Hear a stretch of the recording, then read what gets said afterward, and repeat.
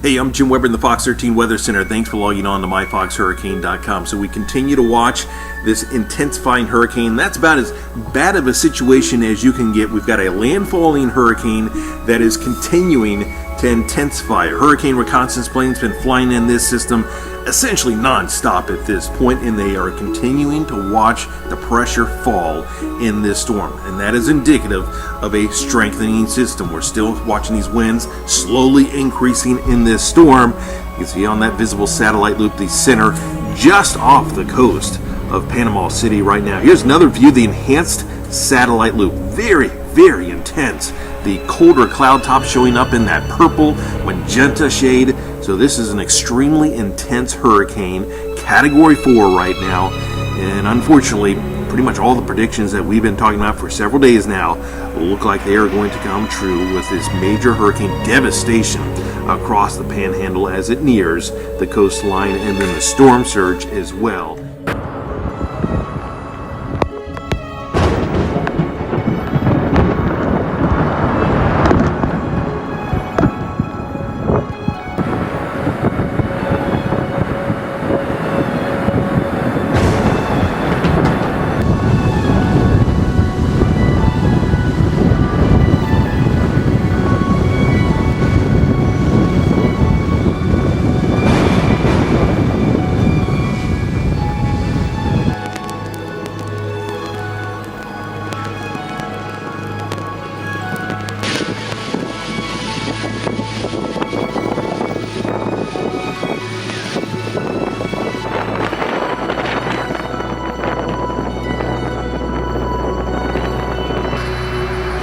Welcome, I'm Dr. Malachi Clowers, Director of Disaster Relief for the Florida General Baptist Convention, under direction of Dr. C.P. Preston. I'm sitting here today with Bishop Sylvester Robson, who have co-partnered with us as we began to expand the horizon to reach those that have been affected by Hurricane Michael. I am so grateful just to be a part of such a wonderful, awesome event that took place here in our state through the Florida General Baptist Convention, and what a joy and a delight it was to work with Dr. Clowers on these ventures. Listen, it was number one, moving, it was emotional, sometimes tear-jerking, but at the end we felt so rewarding based on the people that we helped. And when you begin to think about the things that we did in order to assist those in the Panhandle, it all came about as a result of a team working together in order to make this dream become a reality. Conversations began with Dr. Preston, indicating that, Doc, we need to do something for those that are affected in the Panhandle. And then he suggested that we reach out to the president of the Moderators Division, Dr. Carl Johnson, who indicated that he would assemble a conference call. And on that conference call, we will assemble moderators around the country that we will be able to enter into dialogue about how we're going to provide for those in need. And once moderator and Johnson and myself talked, he pastors down at 93rd Street Baptist Church there in Miami, Florida. We began to dialogue, and I told him, I said, listen, it is a burden that I feel laid upon me that I would take on the responsibility of locating this 24-foot rider truck. Yes, me. That got on the truck, and listen, I started heading down south from Tampa, Florida, ended up in Miami, and the first stop, now little did I know, there was so many moving pieces to this puzzle. At this time, Dr. Clowers and I, we hadn't even met each other. That's true. We hadn't even met each other. We hadn't even had conversation. But as God worked it, He was working on the north end. I was working on the south end. And God began to bring it together. Our first stop in the Ryder truck was at Peaceful Zion, at our very own President Preston's church. And we loaded up the truck with water, and those workers were so kind. And then we also stopped in Fort Lauderdale at the New Hope Baptist Church, Pastor Ricky Scott. And look, it was dark then, Yes, and it was in the hood. Yes. But nonetheless, yes, we loaded up and we put it together. And Pastor Scott was so wonderful. He was out there with his little tank top on, people. But yes, but nonetheless, we started loading the truck, and I did a layover in Fort Pierce. But at the same time, there was some other stuff working about jets or something we was trying to coordinate at the same time up north, right? Absolutely. And you know, when you begin to think about it, you know, when we say this, we walk by faith and not by sight, it truly was an act of faith in order for us to do what we did. Unbeknownst to me, I was in a church service, and then I shared what we were trying to do. A lady walked up to me and said, "You know what, Dr. Clowers, guess what? I have not one jet, but I have 2 jets ready to do and take you anywhere you need to go to get what you need wherever it needs to go." That's awesome. God intervened. That's what I call divine intervention. And listen, that was music to my ears. So here I am. I did a layover in Fort Pierce. I got up very early in the morning, and I started driving and making my way to Orlando, Florida. When I got to Orlando, Florida, I got to the Mount Zion Church, and listen, I met Dr. Spooney there. He had some workers. We loaded up, we took off, and everything was absolutely wonderful. And then I moved from there and went to the Fellowship Church with Dr. Arthur Sims. Had some workers and kept loading up the truck. And man, I'm thinking I'm about to get on me a jet. Come on, I'm just ready for this jet. Well, I was getting ready to fly away to friendly skies. Oh, I was feeling great because I thought it was just an awesome thing to happen for someone to release their jets for such an auspicious and worthy occasion as this. And then little did I know, we had a wonderful problem. We had too many supplies for the jet. And I'm driving and I'm a little tired, and I make my way to Abyssinian Baptist Church. Dr.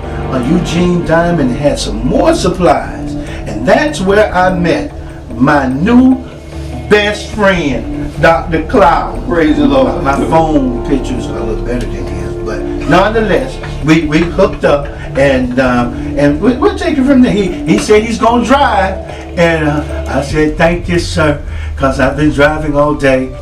Leaving Jacksonville, we really didn't know what to expect upon our arrival in Quincy. Absolutely. By the time we got it loaded and got ready to depart, it was getting dark.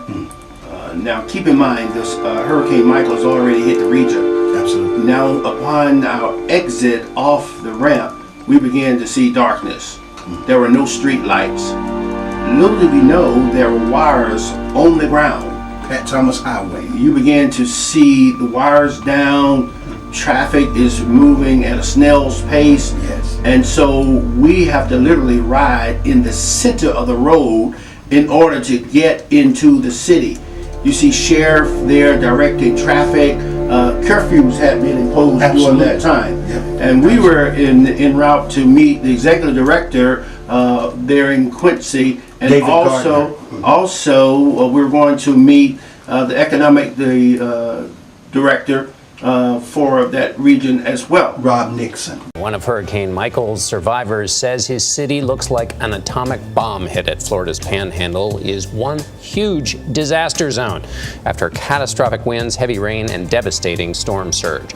Michael was the 3rd most powerful hurricane ever to make landfall on the United States mainland. The storm is being blamed for at least 2 deaths, more than 650,000 homes and businesses in the southeast have no electricity. And so when we really get there, we're moving it along in the city, snail's pace, Yes. wires down, glass is everywhere, Absolutely. light poles are down, and we have to make this left turn.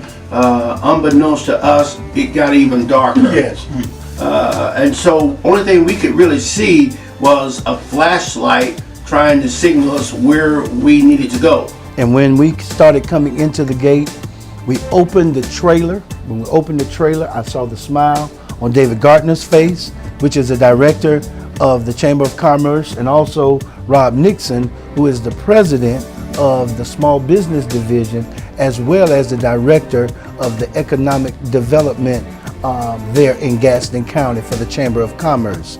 Listen, they were there on site, and they helped us pull the supplies out of that 24-footer. We pulled water, we pulled some other items that they needed, and it felt so rewarding to do so. And I tell you, I saw the smile on their face, and listen, we were a little fatigued when we got there, but I tell you, we developed a second wind when we know that we could help and give some signs of relief. And so you really begin to see the sincerity of leaders within that community. Right. And this is what really touched me when David said this. Your group is the first group to ever give us anything that we need since the hurricane. Wow. Awesome. And so here it is.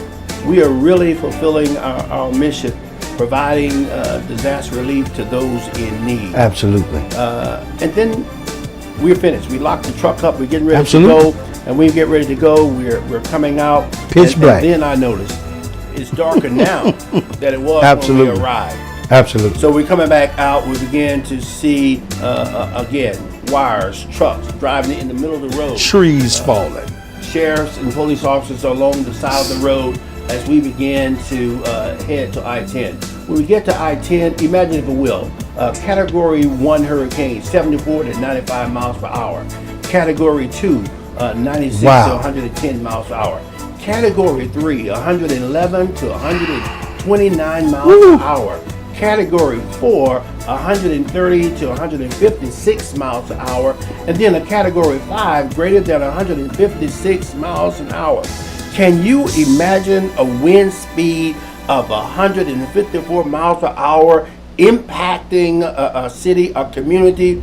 I tell you, it began to paint a different picture for me. Absolutely. To really begin to see what it looks like when a bomb has been disintegrated in an area, in a region. Absolutely. As we got on I-10, we began to see trees land Snap. on the side of Yeah. the road, bent over, branches everywhere. Yes. Vehicles slowing down, dark on the road.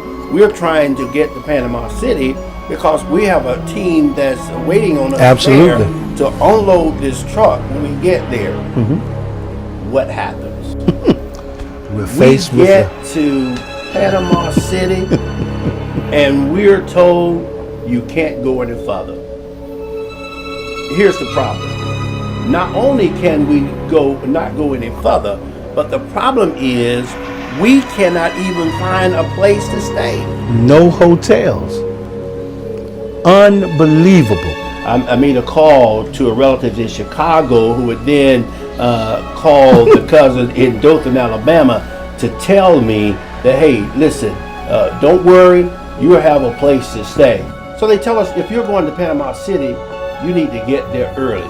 So what that meant, 1 o'clock in the morning now, we have to drive to Dothan. We get to Dothan, we got showered, we got rested. 5 o'clock came early that morning. Absolutely. Because we needed to get up in order to get where we needed to be on time. And watch what happened. You get there, there's a checkpoint. You said, listen, my mama's in the area. Yeah, I say, my mom's is in the area. Mama lives in a Campbellton address, but it's in this community in the middle of the woods called Winfield. We are almost in a ditch. The truck is tilted sideways. We are riding at an angle because the estate where my mom lives is surrounded by family, and we know that there's no one that is going to offer any relief in no time soon. So her place was going to be a drop-off point. We finally get there, the joy on mom's face. Yes. And my sister from Baton Rouge, Louisiana, was there with my mother. And listen, we begin to drop off water. We carry these, we manually drop off Pampers and dry goods because there were individuals in that area that had little children that we heard. We baby food and anything that we could do to help them with relief, because they're so far off of the beating path. And so it broke our hearts, but it gave us joy once again. And sad to say, my beloveds, my mom's youngest brother, Uncle Tony, he tried to weather this storm out. And unfortunately, while we were on our mission, we got devastated news that my Uncle Tony had died in result of this storm in his late 60s. So thank you for your continued prayers. After I heard that your uncle did die, I said, there's a resource that FEMA has that provide financial assistance Absolutely. for the family because of the death of a loved one.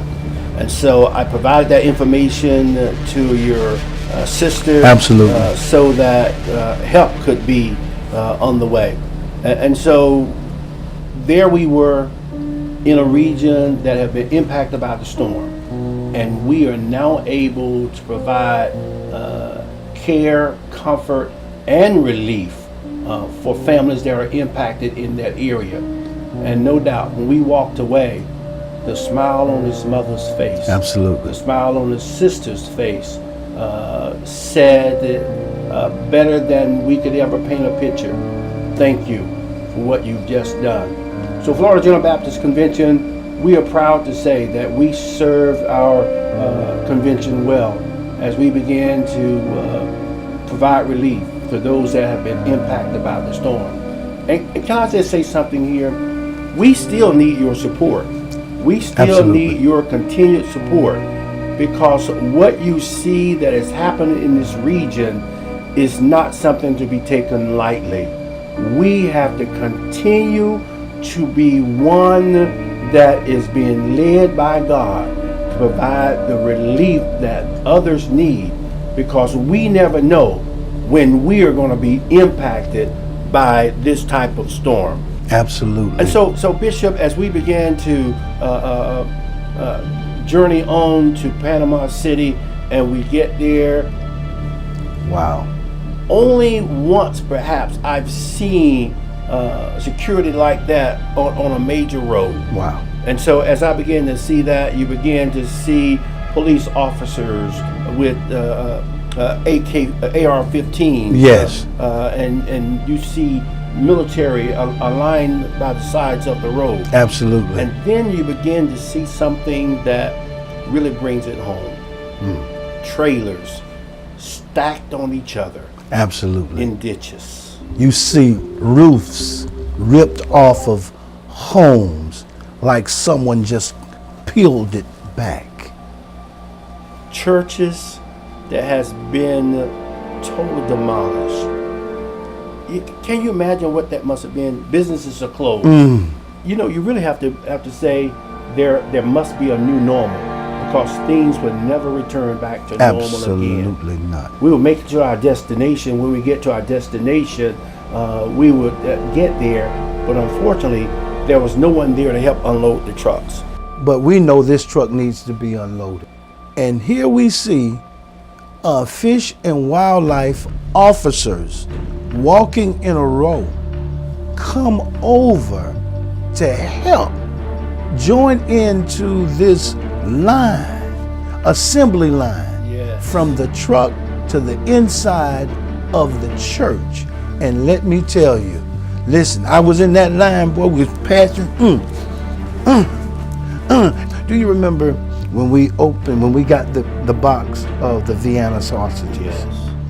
We opened up the box of Vienna sausages, all work stopped. Because when we opened the first can of the Vienna sausages, all the men workers and everybody went into those Vienna sausages and we began to eat. Yes. That will let you know by that time there's individuals that haven't had anything to eat. We would unload that truck. Needs were being met. As we began to meet those needs, then we have to begin to think they're still without electricity. Right. the infrastructure has been destroyed. Telecommunication lines, they are no longer able to send a text. Families have not heard from loved ones. They're wondering how they are. Those that stayed behind to weather the storm, people had not heard from them. It was total devastation. There was a place that used to be a home. The home is gone.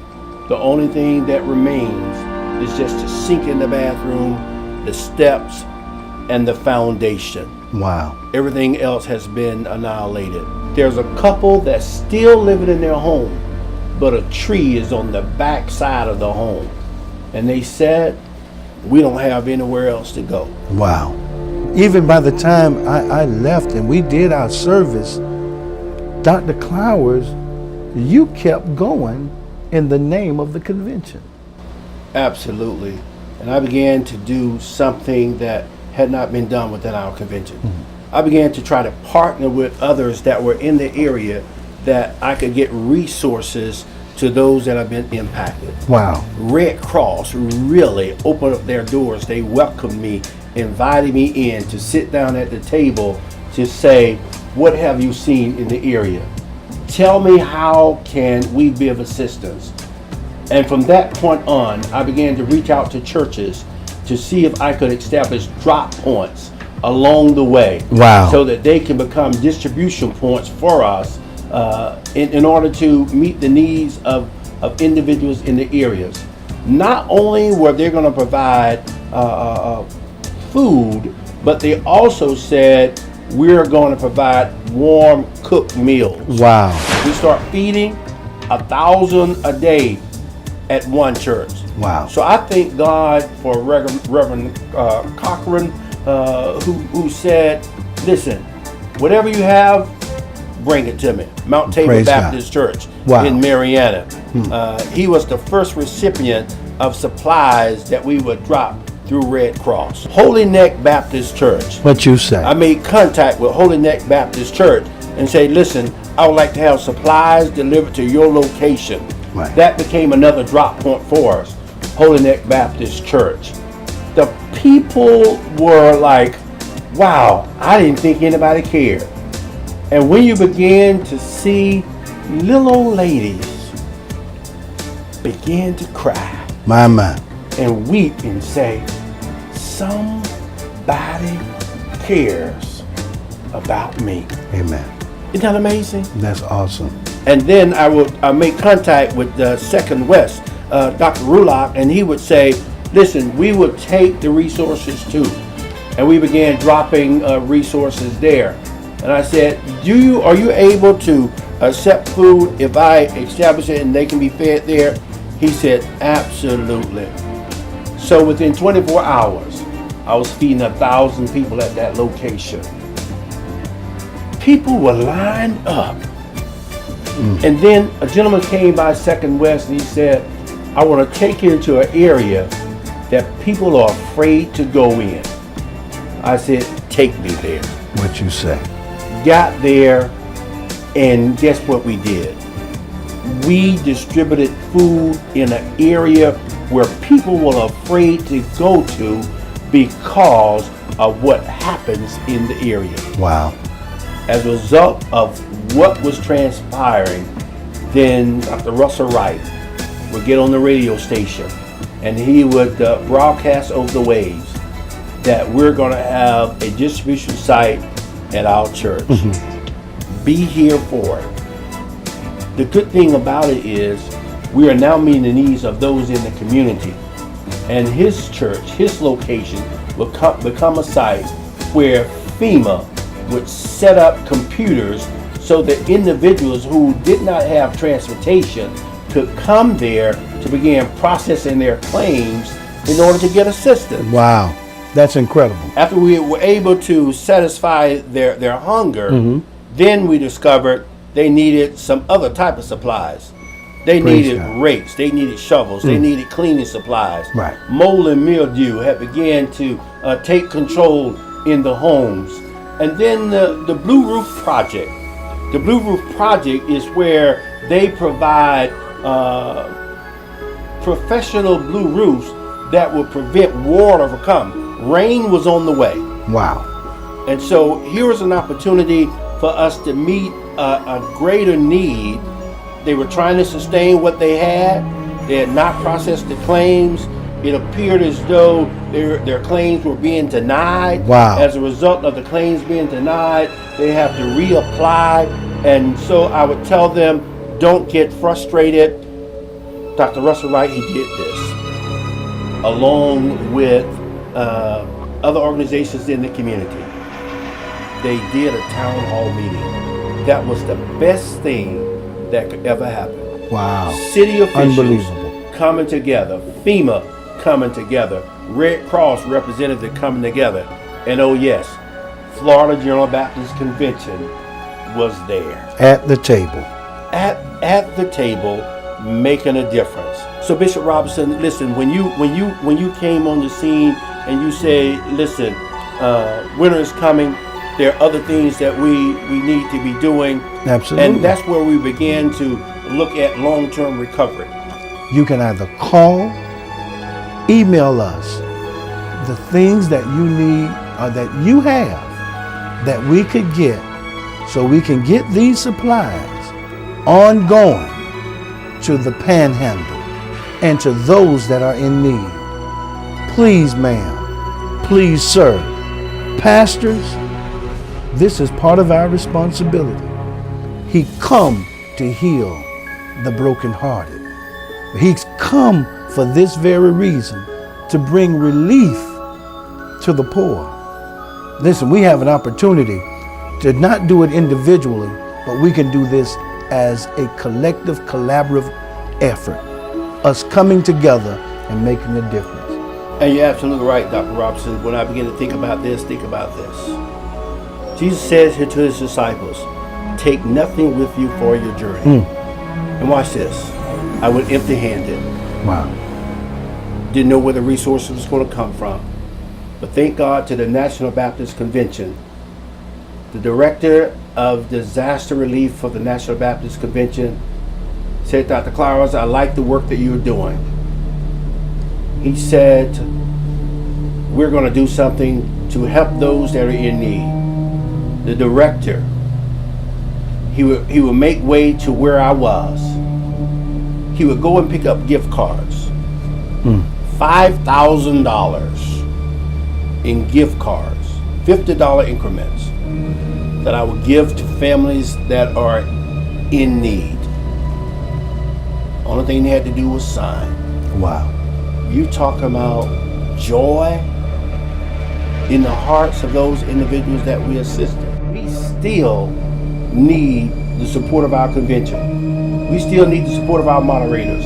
We still need the support of our churches. Absolutely. We still need resources so that we can continue to provide for those that are in need. Truly, I didn't take anything for my journey, but in order to continue the mission, I will need your support. Dr. Rockland, I would like to say thank you so much. God bless you. Dr. Preston, thank you so much for giving me the opportunity to work with the convention as the director of disaster relief for the Florida General Baptist Convention.